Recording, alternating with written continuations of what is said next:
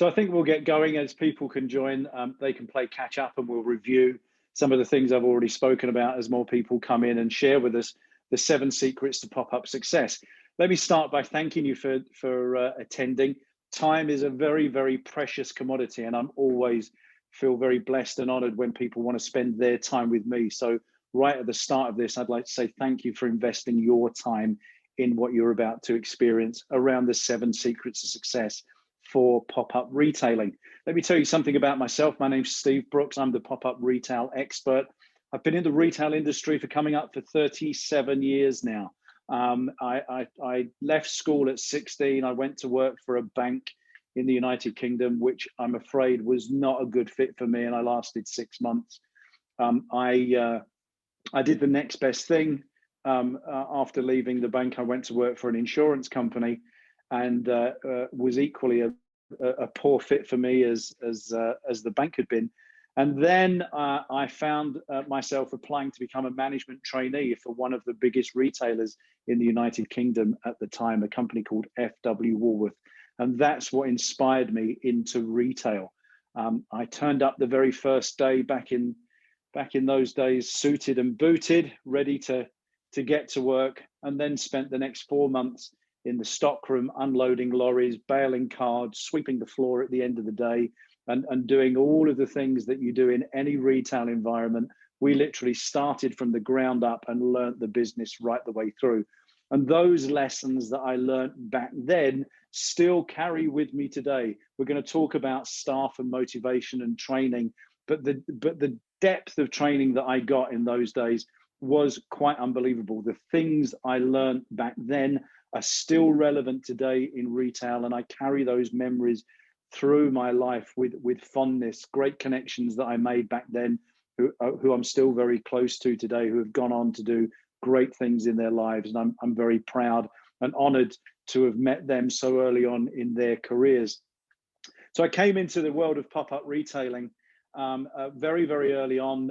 Pop-up's not been around for very long, people think, but it has. It's been around since the beginning of time. We just used to call them markets and souks and bazaars and fairs. So the concept of pop-up retailing, i.e. short-term retailing, selling a product in a limited time span, is nothing new. However, with the evolution of shopping malls and strip malls and landlords looking at how they can use redundant space, the pop-up retail environment really, really took off about 20 years ago. And so what's happened since then is it's become far more of a recognized industry. It's the best way you can test before you invest in any kind of retail concept. Even big brands like Nike or H&M or Zara use pop-ups in some way, shape or form. Brands like Virgin Media and Virgin Mobile, brands are like T-Mobile, Capital One, all have used a pop-up concept and continue to use pop-up as a strategy to grow their business. But what excites me more than anything else is pop-up is the right vehicle for independent retailing, independent designers, independent factories, independent entrepreneurs that really want to get their products in the hands of the consumer. It's the best vehicle for e-commerce retailers, digital native brands that want to meet their consumer now face to face. After all, Amazon is going out into brick and mortar stores and doing pop-ups all over the place. So why shouldn't independent fashion designers and independent shoemakers and independent hat makers do exactly the same thing? So what we're going to talk about today are the 7 secrets to pop-up success. Now, this is a 500-foot view of a workshop that I've done many, many times all around the world. I've been fortunate enough to work in 57 different countries with hundreds of different retailers, hundreds of different mall owners. And so for today's limited amount of time, this is normally a 3 or 4 hour workshop, we're going to do a kind of 500-foot view of the 7 secrets to success. And I'm going to talk a little bit about each of those. I'll try and give you as much insight as I can.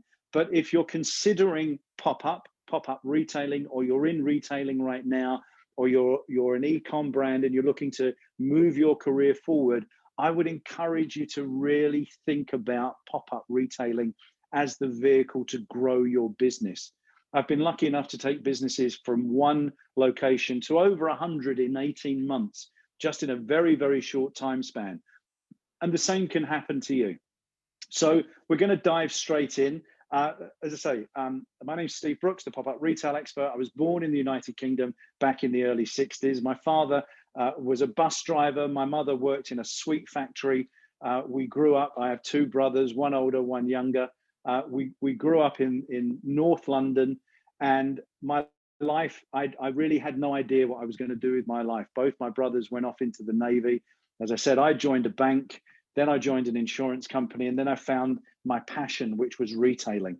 So that's my focus, and everything that I do, I always want to just share the knowledge. I had a great call earlier on today with somebody who I met on a webinar last night when we were doing some pop-up coaching, and was explaining to them that my mission is to share my knowledge as freely and as much as I can. And I'm thankful for Carla for inviting me to this great event in order that I can share that knowledge. And there's some people just joining us now. Listen, guys, if you want to turn on your cameras, I'd love to see who I'm speaking to. It's lovely to see all your names, but there's nothing like that personal connection of being able to actually connect visually with people. Also, if you've got some questions, you're more than welcome to ask them at the end. But if you do want to pop them in the chat, and I'll get to them as we go through, then please feel free to do that. So we're going to dive into the 7 secrets of pop-up retailing. And they're in no particular order, but over the years that I've been doing this and the businesses that I've worked with, these are the 7 key elements to success. And whether you're thinking about starting a pop-up shop, whether you're just opening a pop-up shop, or whether you've been doing one for a while and maybe it's not doing as well as it should be, or you're wondering what the next step of your evolution of your retail store might be, then these are the things that you're going to need to know in order to achieve great success. So I'm going to dive in with the number one thing for me, which I think when you're doing a pop-up is location, location, location. It's exactly the same when you're buying a home or looking for an apartment. It's all about the location.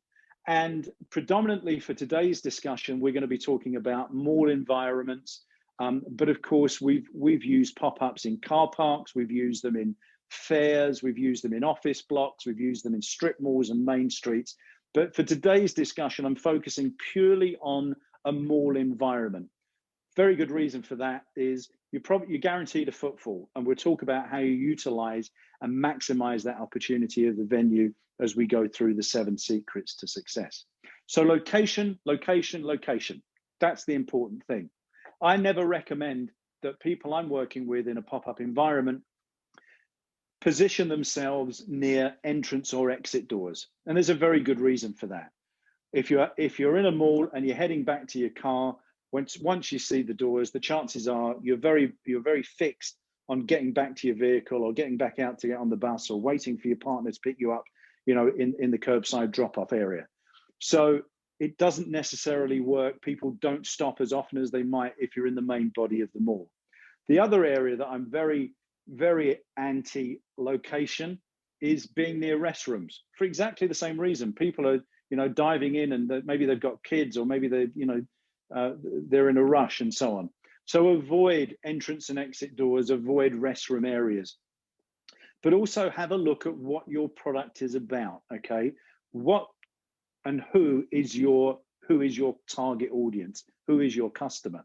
Now, if perhaps you're doing jewelry, for instance, it might make sense for you to be near fashion stores, or it might make sense for you to be near other jewelry stores. If you're doing clothing, or if you're doing technology, it might make sense to be, where the fashion quarter is in the mall, because remember, malls do tend to group stores together. Now, I'm always in favor of actually being the odd one out in situations like that. So let's say you have a very masculine brand. Maybe it's a good idea to be in a very female-orientated area. Because females do buy for males. It's, we're very blessed and lovely when that happens for us. But also, if partners are shopping, men like to browse around and will look around as well. So maybe you stand out in such a way that you get noticed even more. Also, um, remember that being in a mall, okay, you're in full view of everybody anyway. So there's always going to be passing traffic.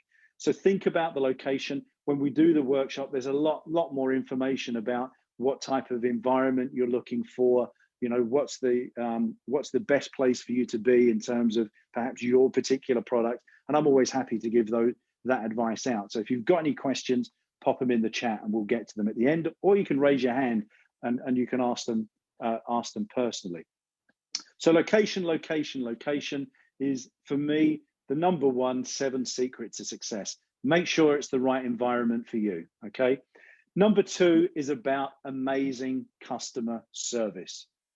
Not good, not great, amazing.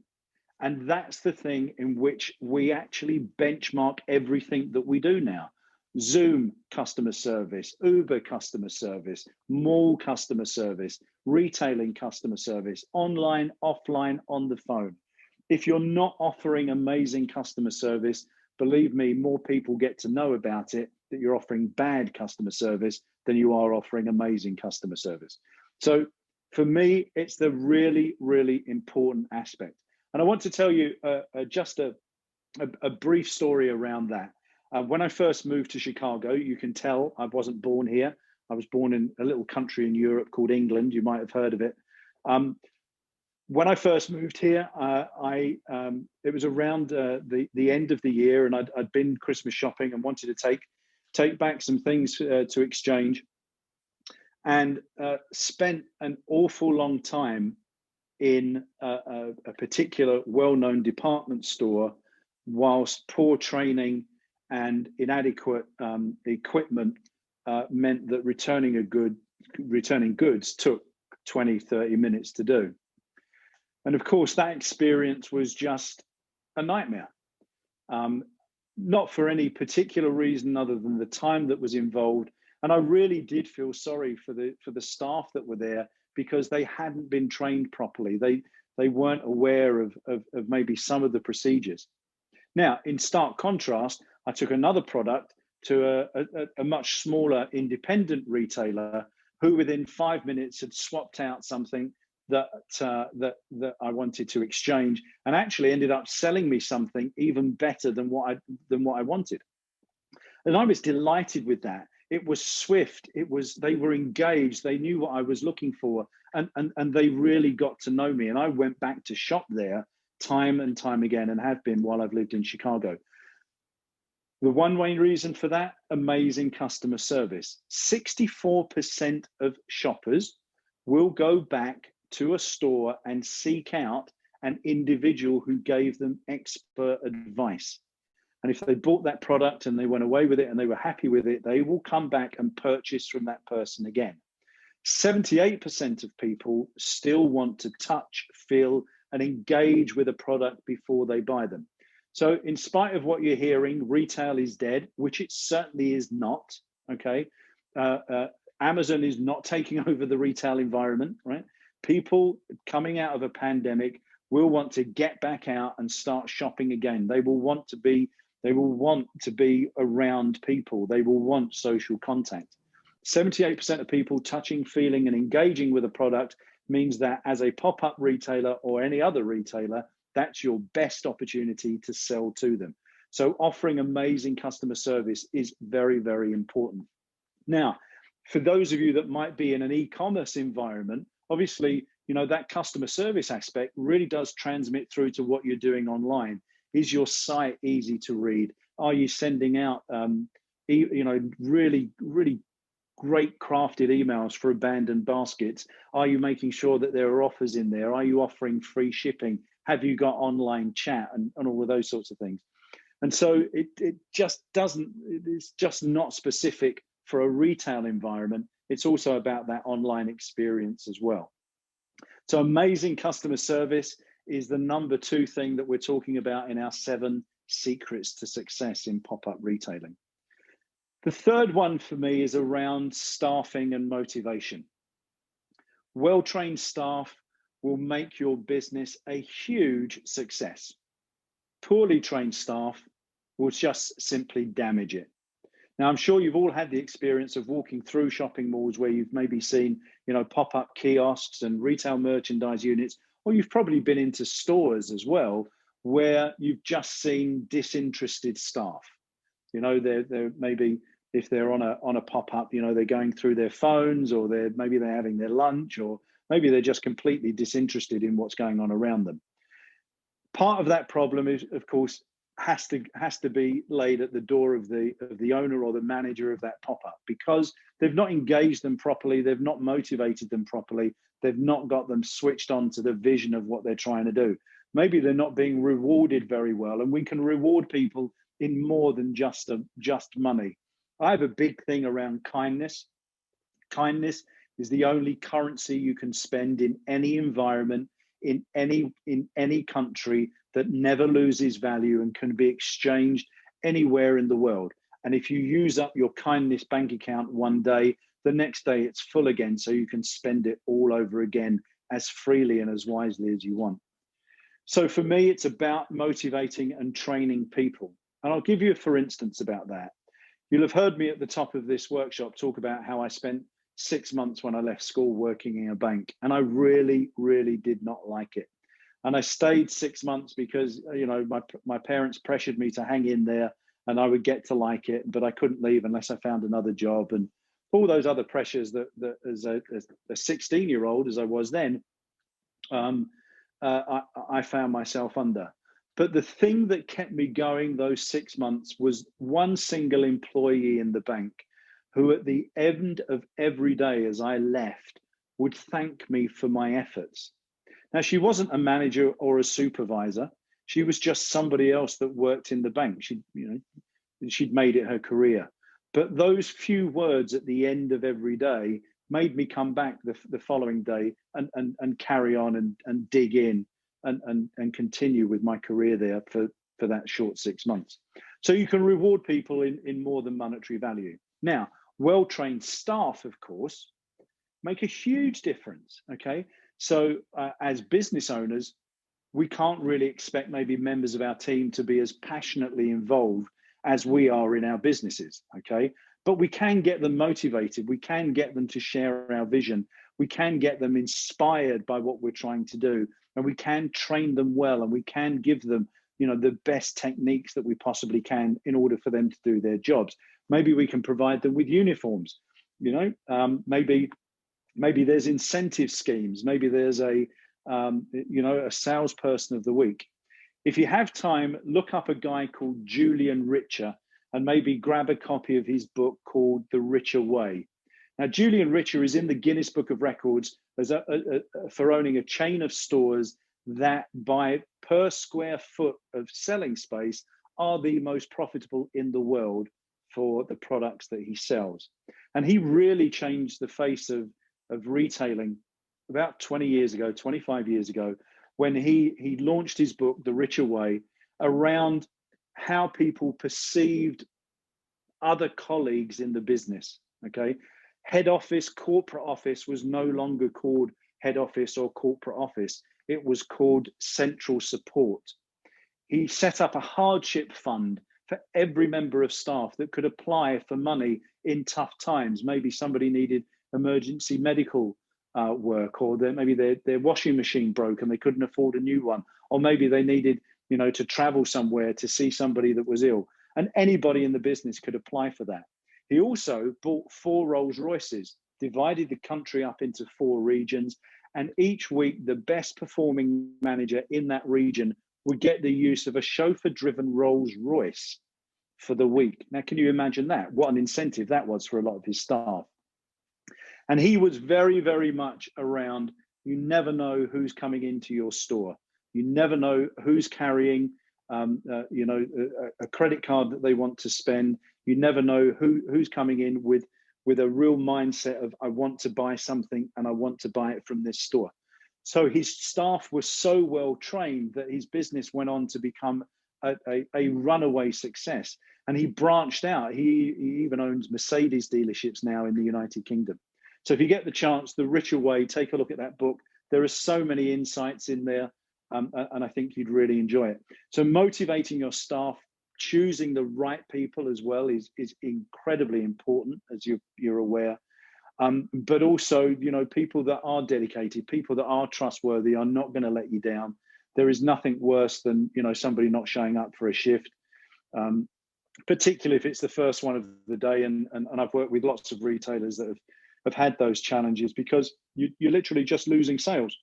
So staff and motivation is the number 3 in our 7 secrets to pop-up success. Again, if you've got any questions, even if they're random, don't really apply to some of these things that I'm talking about, but you just want to know about pop-ups, then please either stick them in the chat, or you'll have an opportunity at the end to ask your question in person. So our 4th secret to success is around our 3rd is around maximizing the opportunity of the environment that you're in. Now, again, we're looking very much specifically at malls right now, but this can apply to strip malls. This can apply to maybe connecting with local retail groups if you're doing something, you know, an inline store in a main street or in a suburb. So how do you maximize that opportunity? Well, certainly in shopping malls, you have mall owners, mall landlords spending thousands and thousands of dollars to light the place, heat the place, clean the place, have security around, have good signage, okay, attract visitors to the mall, attract good retailers to the mall. And so why not, you know, piggyback on the back of all of those things, all of that expenditure that you don't have to worry about. And one of the most common mistakes I see with retailers in the pop-up industry is that they never open when the mall opens, and they close before the mall closes. And there are still people shopping. You know, there are having worked in hundreds of malls with clients over the years. You know, I've watched people stood outside of malls to get an early start, and I've seen people go to pop-up stores that weren't open and then just walk away. You know, having lost the enthusiasm to purchase because there was nobody there. So maximize that opportunity. Be there the moment that mall opens and stay till it closes. You know, when you look at holiday seasons, when you look at Thanksgivings and Christmases and Easter, when malls are packed with people, you know, it would be remiss of you to close up an hour early before everybody else does, because you will just lose sales. And believe me, you only need one great sale at the end of the day to make that all worthwhile anyway. So maximize that opportunity, maximize the relationship with the people that are managing your environment. And by that, I mean, you know, get to know the cleaners, get to know the security guards, right? Because if you do need to run to a storeroom to pick something up, or you do need to take something maybe to the curbside for somebody to pick up, you want to be able to rely on those people to watch what you're doing and just let customers know you'll be back in a few short minutes. So build those relationships, because they're looking out for you as well. You know, they'll clean around your stand and make it look really cool, or they'll look out if there's maybe a challenge with shoppers.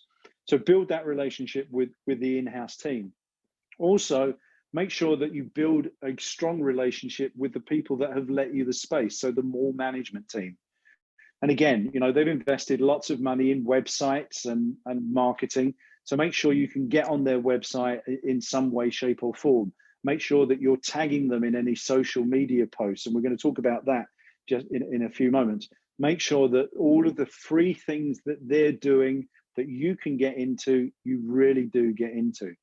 And the other thing I want you to consider around maximizing this opportunity is, don't take the first price that they give you in order for you to buy a pop-up space from them. Negotiate hard. And it's really important. You know, we are coming out of a pandemic. Yes, some retailers have fallen by the wayside. Yes, there are some dark spots around in terms of, you know, empty stores, but all that is your opportunity to really get what you need from that mall owner. So maximizing that opportunity also means letting people know where you are. All of the social media platforms out there, depending on how many you use, or whether you just stick to 2 or 3, or whether or not you use, you know, as many as you possibly can, you want to drive as much footfall to your event as you possibly can. Remember, pop-ups are perceived as being a real short-term opportunity for you to get what you want. The chances are it might be a little bit cheaper, but I've seen very good high-end niche retailers, not have to discount any prices just because they've done a pop-up. The other thing that, if you're in a retail environment and you're over inventoried, it's a great way to clear out some of that over inventory and generate some cash to put back into your business. So maximize that opportunity, get it out there as much as you can. Don't, we're going to talk about merchandising, yes, and I'm going to talk about signage and pricing, but certainly from an online perspective, let everybody know where you are. Let them know the retailers you're out. Do lives. Get some feedback from customers. Get some pictures going around the stand, and really promote that business. Maximize your time in that environment. The other point I want to say about maximizing that opportunity, of course, is use it as your learning platform as well. So you get to understand who your ideal customer is. Now, it's really not okay to say, yeah, anybody, 16 to 35, because it isn't. You do need to know, what is the target age? What is their demographic? Maybe what do they drive?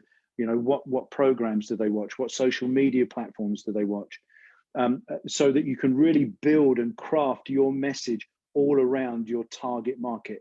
Everybody's talking about data right now, and how data can really, drive sales and influence people's buying ability. So become skilled at knowing who your customer is. It's really key, and that links back to your staff. It links back to amazing customer service as well, and it actually links back to your location, because you want to be in the right location in order to sell your products. I can tell you from experience of over 30 years in this industry that if you have a successful pop-up in one environment, opening another pop-up in the next nearest mall doesn't always work. It could be a totally different retail mix. It could be a totally different demographic. You really need to do your research. And part of what we do at the Pop-Up Retail Expert is help our clients find that right location, the location that is the building block for them to grow their business and really propel themselves into greatness. If you're an e-commerce brand looking to come out, the way that you maximize that opportunity, of course, is you've already got a ready-made database around your shoppers. And there is, believe it or not, some celebrity status attached to being a fashion designer. Okay, there really is, even small independent brands. And your consumer will want to come out and meet you and understand, your inspirations and talk to you about that. So make sure that you do, you are on hand to meet the consumer. Even if you've got well-trained staff, you really do want to be there to kind of maximize that opportunity. So that's maximizing the opportunity. Our next category is the way that you merchandise your pop-up. And I'm going to talk about 3 different ways in which pop-ups get executed. Now, first of all, there's obviously an inline store. If you don't know what that is, that's basically, it's a shop front, okay? It's in line with all the other stores. So it actually doesn't make you any different from the competition either side, unless, of course, you've got fantastic windows and fantastic signage, and maybe you've got something going on at the door in order to attract somebody in. So inline stores are first, okay? Then we have what we call retail merchandise units. Now, retail merchandise units are part of what you're paying for if you go on the common areas of the mall, okay? And these tend to be units that are designed for a kind of one size fits all. I don't particularly think they work well for fashion, but they do work well for jewelry. They do work well for toys and for shoes. They work very well for technology. But unless it's a specific design, and there are a couple of designs out there across the country, for fashion, it's slightly harder to do. So what you might want to look at then is maybe just free space, just an area where you can bring in your own fixtures and fittings. Maybe you can bring in your own stands, pull up banners, whatever that might be. The other area is a kiosk, and those tend to be a bit flat and a bit boring. And again, they kind of work for jewelry, and they kind of work for technology, or the you know, something that is generally behind glass you can't get to. And for me, that kind of doesn't work for one reason. 78% of people want to touch, feel, and engage with a product before they buy it. You really do want a consumer to feel the quality of an experience, you know, engaging with that product in order to buy it. You know, that's why car dealerships are really, really keen for you to drive the motor vehicle, because once you're behind the wheel, then of course you really get to experience, you know, what the vehicle can do, and the surroundings and so on. Very few people just, you know, just sit in a car and buy it, if at all. So so they're the types of areas that you need to do. Now, as far as merchandising is concerned, I am very much of the opinion that less is more, particularly if you're doing a retail merchandise unit, particularly if you've got, you know, you're just doing space. With a store, maybe there are some constraints around, you know, what you have available in terms of merchandising, but piling it high because you want to get as much out to give the consumer as many options as you possibly can for them to buy from you actually does not work. Okay, as shoppers, as consumers, we have become very, very sophisticated in how we buy. And I don't just mean, you know, sophisticated in terms of technology because we buy online. I mean sophisticated in, you know, we want to look for quality. We want to look at, you know, close up at design and color, and we want to feel fabrics, or we want to, you know, feel that technology or put that ring on or whatever it might be. So merchandising in a way that promotes the best of your brand and your products is so important. It's no accident that in grocery stores, for instance, you know, there are certain products that are placed at eye level to encourage you to buy. And sometimes they are new products, sometimes they are the best-selling products, and sometimes, you know, they're scattered around, so you have to look for them. It's no accident that when you walk into the majority of grocery stores, that fresh fruit and vegetables and spices are at the front of the store, because it gives that impression of it being a very, you know, market orientated, you know, fresh, organic, you know, fruit and veg, healthy environment. It's another reason why grocery stores change around their environment, you know, 2 or 3 times a year, so that you go to other parts of the store that maybe you don't visit because you only ever go in there to buy half a dozen eggs, let's say. So merchandising becomes really, really, really important. Now, the other thing around that I want to say is pricing is equally important. You do want to make sure things are priced. And there's a very good reason from that, just from a psychological point of view. I'm sure we've all walked past store windows, looked in, saw something that was, you know, caught our eye, and you can't see a price on it. And 9 times out of 10, you know, the reaction you're going to have is, I bet that's expensive, because they haven't bothered to put a price on there. So make sure that, you know, things are priced correctly. And then you can engage, you know, once you merchandise properly and people start to pick things up and feel and touch and engage with it, then you can engage with them in conversation. I'm not a huge fan of being pounced on the minute I walk into the door of a store, or when I start browsing around a pop-up shop. But I am a huge fan of somebody smiling at me and recognizing the fact that I'm there. Okay. And again, when we talk about staff and motivation, you know, not people not being aware that you're shopping can become quite a turnoff, and chances are you'll walk away.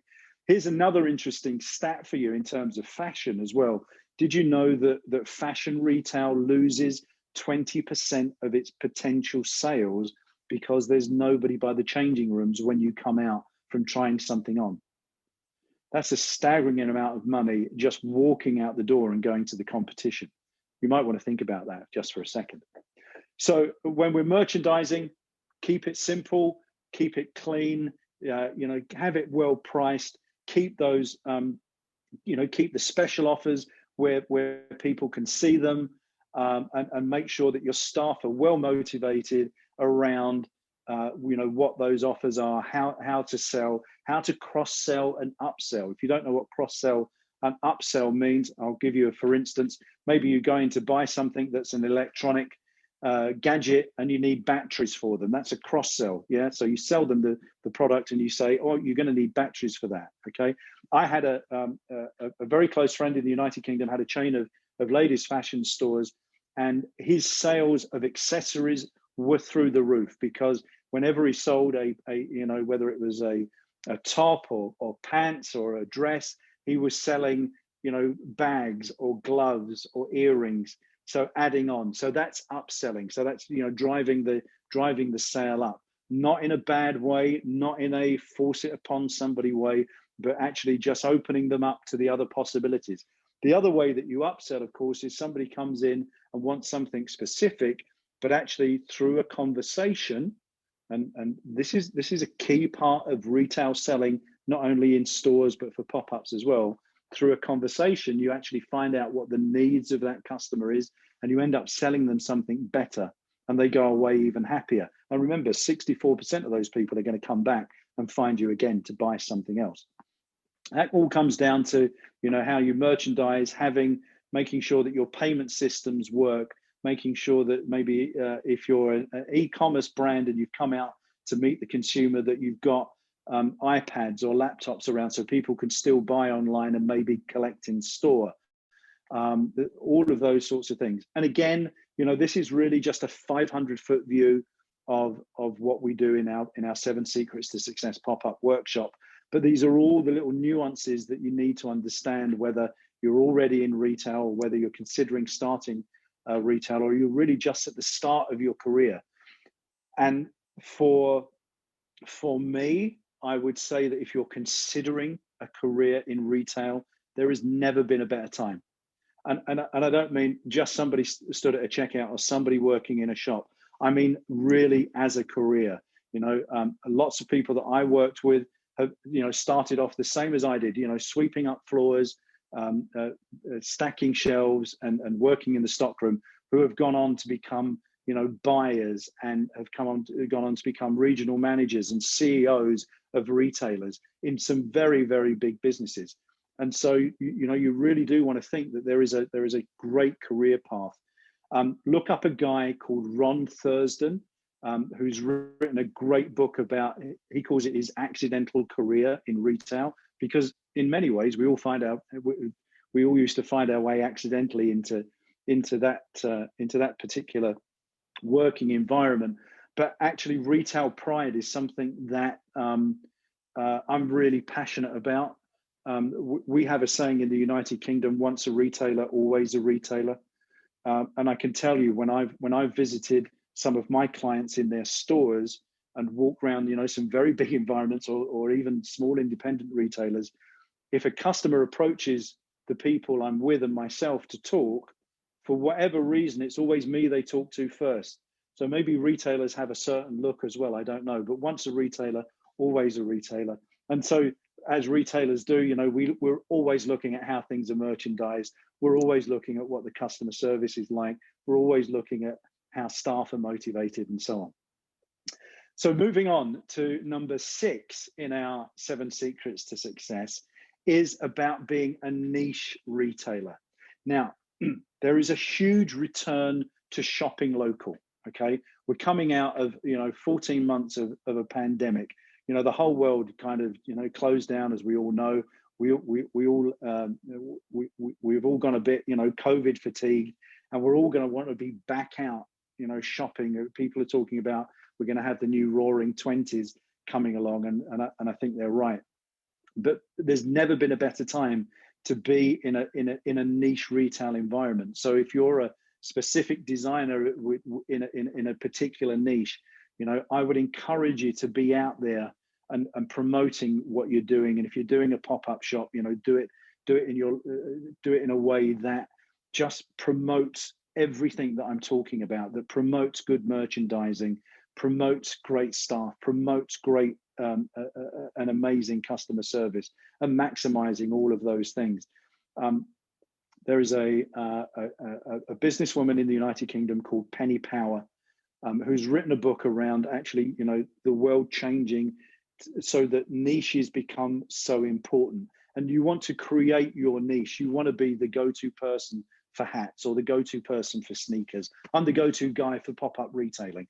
You know, I've spent 35 years developing my brand, and I'm in a very specific niche. So, you know, develop your niche, be known, know what you know, okay? Know what you don't know, and be known for what you know. Three important things: know what you know what you don't know, and be known for what you know. And by that, you know, if you follow that kind of guide, you will keep expanding your knowledge, you will keep expanding your brand, and you will become that go-to person, for denim, that go-to person for evening wear, that go-to person for prom dresses, maybe that go-to person for shoes or sneakers, that go-to person for handmade jewelry. And I encourage you to take that passion that you have for your business and really just keep honing it, keep crafting it, so that you become the next Chanel, you become the next Lacroix, you become, you know, the next Fabergé, whatever it might be, within your niche. Niche retailing, pop-up environments love niche retailers because it's different from everything else that's going on, right? We're doing a webinar series with the Mighty Networks at the moment. Retail Boss, if you've not heard of those guys, go check them out. And next week's webinar is something that we're calling the Hollywood effect, okay? And I'll explain what that means. If you think about a blockbuster movie, okay, what do? They pre-promote it as much as they possibly can. There are billboard posters, there's social media, they get the stars out talking about it. People rush to the cinema to get it, to see it. They pay their ticket, they go in, they want to be entertained, they want to see value, they want to enjoy it. And then when they come out, they want to tell all their friends about it.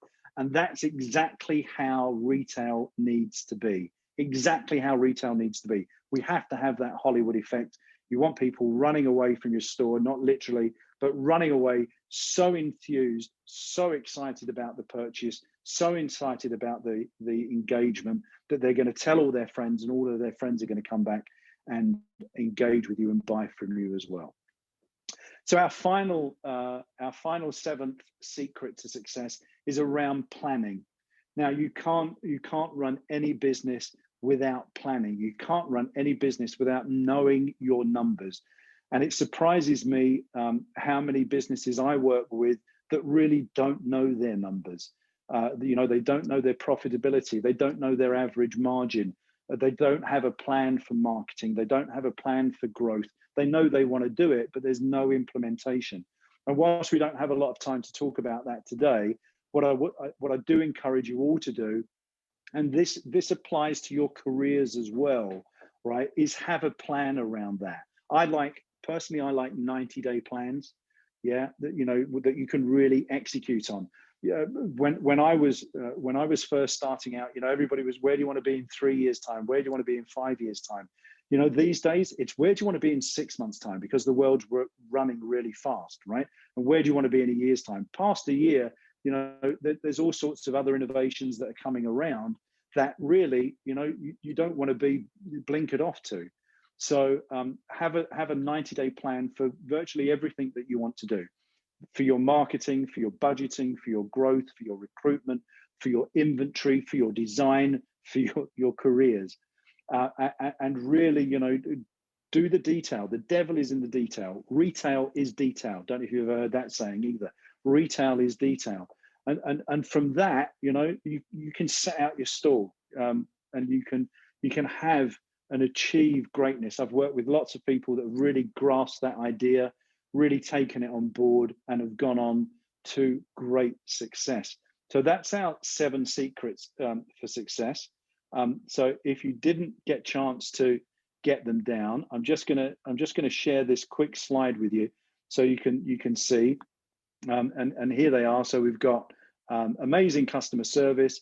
We have staff and motivation, maximizing the opportunity, location, merchandising, be a niche retailer, and having 90-day plans.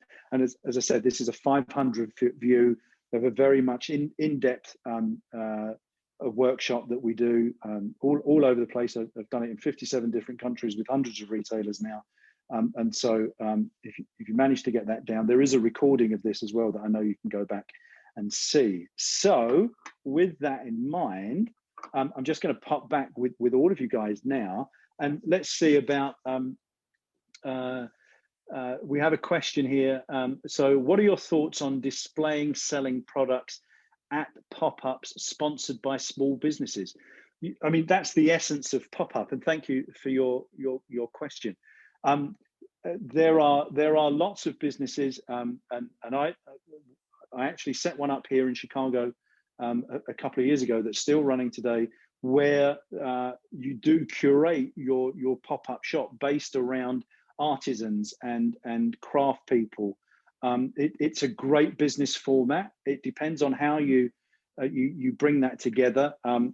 There is a great business up in Canada called True North Made that has over 50 makers and artisans in their pop-up shop. So it's a pop-up shop dedicated to small business.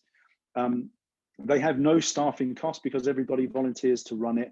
And then they take a commission on the sale, or they pay a little bit of rent. It's a great business model. Again, it comes down to the location. It very much comes down to the location. But in essence, it's a superb business model. I love it. It's a way of bringing together a local business community as well, and with everybody wanting to come back out and start shopping again. Shopping local is going to be so critical. So I hope that answers your question. Does anybody else have a question? It would be lovely to try and answer those for you.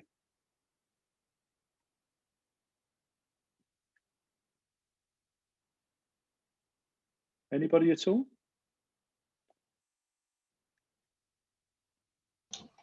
I have one. Oh. Hi. Yeah. Okay. No. Go ahead. No. I think there's an error. Can I put it in the chat? Yeah, sure. Please do. Please do. Anybody else want to just open their mic and ask a question as well? But yeah, Naria, please just enter it in the chat there, and we'll answer that for you. If you'd like a free ebook, just while we're waiting for that question to come through, if you want to email me your details at steve@thepopupexpert.com, I'll send you a copy of one of my ebooks called Pop-Up for Beginners. It's a beginner's guide to doing a pop-up. It'll explain all of the nuances that we've been talking about. So thank you for your question. How do you find a specific niche for what you'd like to focus on in opening a small pop-up shop? Like, for example, how do you know if you want to sell jewelry or clothes? I think that comes down to what your passion is, right?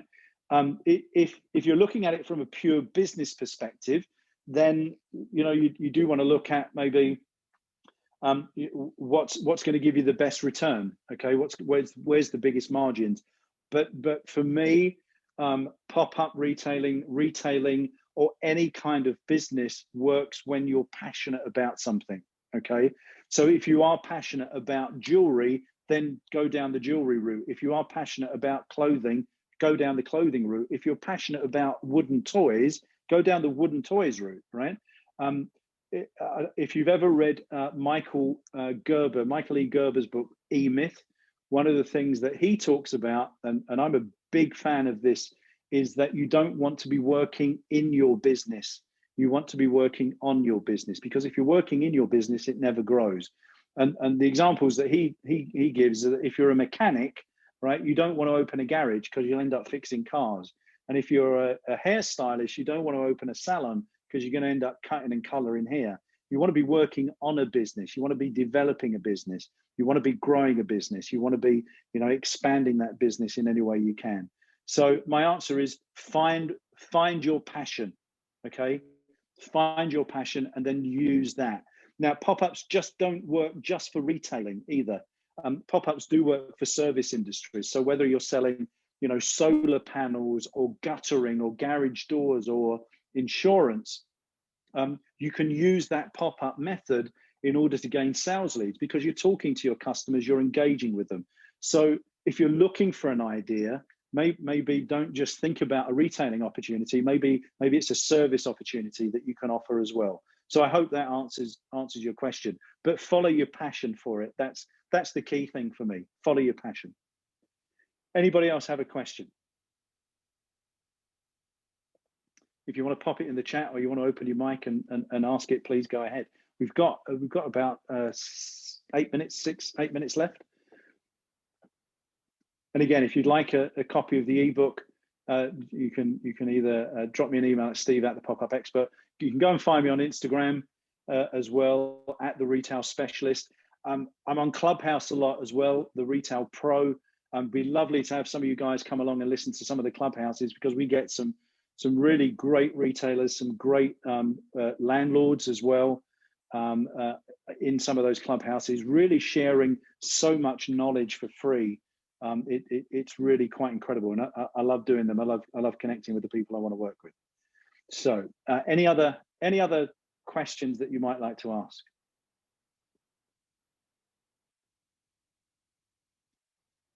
Anything at all? Anybody? What inspires you the most in running your own pop-up shop? What inspires me most is working with individuals that want to do well, right? I get an immense amount of pleasure from working with dynamic people that have a vision and helping them to realize that vision. What following Bitcoin or I don't know, looking at what's going on in the news really doesn't inspire me, but I'll leap out of bed every morning knowing I'm working with interesting people that have a passion, that share my values, that want to do well, that want to give back, that are kind, are caring, that do want to motivate their staff. That's what inspires me. I'll tell you a very, very quick story. When I bought my first business, I was headhunted to, and this is how I got into pop-up retailing. I was headhunted to help a guy set up a business, and 6 months into the business, he really just wasn't motivated about it, and we were doing really well. I mean, we were really flying, and so he decided he wanted to sell the business, and I had to convince him I wanted to buy it. Okay, so through our negotiations, I had to fly up to his lawyers and sit around the table and try and do the deal, and I was going to be late back for a family dinner. This is long before mobile phones or pagers or anything like that. So I had to ring my mum and say, look, Mum, I'm going to be late back for a family dinner. I hadn't told them what I was doing because I just knew, there would be so many questions. And so when I had to explain why I was in Scotland, meeting with these lawyers to buy this company, my mother's exact words were, who are you to be buying a company? I.e., what are you doing? And that inspires me every day, because that really set me on the path to, I'm going to show you who I am, and I'm going to be successful. And I've now built and sold several businesses that still operate today in the pop-up retail space, in the PR and marketing space, in the design space. And so that's another thing that motivates me. My mother's voice in the back of my head asking me who I am to be buying a business. We have another question in the chat. We've got like a few minutes left. So how do you suggest doing a pop-up for a service brand, skincare product demonstrations? Yeah, so a few years back, certainly around Europe, and I'm pretty sure it happened here in the US, there were a lot of Dead Sea Scroll products around, skin creams, eye creams, and all of that sort of stuff. And you still find them operating in some department stores around the makeup sections. It is, I mean, it's a good niche to be in. The biggest challenge that industry faced was overzealous people trying to sell people products they didn't really want. Almost grabbing people by the hand to demonstrate products. If you do it right, if you do it well, it can be a tremendous business. And I've worked with a lot of businesses across Europe that were just in that niche with Dead Sea products that made an awful lot of money and did very, very well. So yeah, you can absolutely do it. Of course, you need to make sure that your staff are well trained in terms of how they're demonstrating and personal space and all of those sorts of things. But yeah, no, it's a good industry thing to be in. do you think pop-up is possible for made-to-wear designers? I do. I think that if you're able to demonstrate some products and show people, you know, what is on offer, you will get people that will buy, you know, stuff straight off the peg. But it comes down to how you present yourself, and if somebody's looking at, you know, something that is made to wear, then of course you can. It's how you set yourself up as being that expert. Yeah, knowing what you know what you don't know, be known for what you know. And so I see no reason why that can't work. It's around how you set it up, how you merchandise it, how you present it, and then ultimately the service that you give your consumer. So absolutely, I think you can do that for sure. Yeah. Any others? We have literally 2 minutes left before we have to end.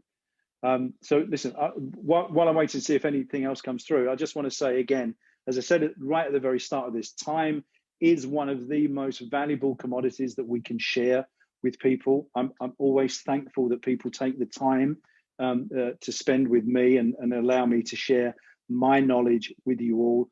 Listen, we've only just scratched the surface of this. If you want to reach out to me on email, if you want to reach out to me on Instagram, or find me on LinkedIn, on the recording of this, you'll see all my links. Then please do. I get an immense amount of joy and fulfillment through working with people and offering my advice to see people going on to greatness. So, and I'm sure that is going to be here, everybody in this room. So I wish you the very, very best of success. I hope you're enjoying this marvelous event that Carl has pulled together. I'm really proud to have been part of it. I hope today that you've got some knowledge and the ideas. So again, if you want to reach out to me, you can get me at steve@thepopupexpert.com. You can find me on Instagram at The Retail Specialist, and you'll find me on Clubhouse at The Retail Pro. And then, and if you Google pop-up retail expert, I'm on television quite a lot for one of the business networks. You'll find me on there as well, talking about my passion, which is pop-up retailing and retail in general. So with that, I want to thank you all for coming along today. Really enjoyed your questions. Hope you got some value from this. Enjoy the rest of this event, because it's a really worthwhile event. There's loads and loads of effort gone into putting this all together, and I wish you all a tremendous amount of success. Thank you so much.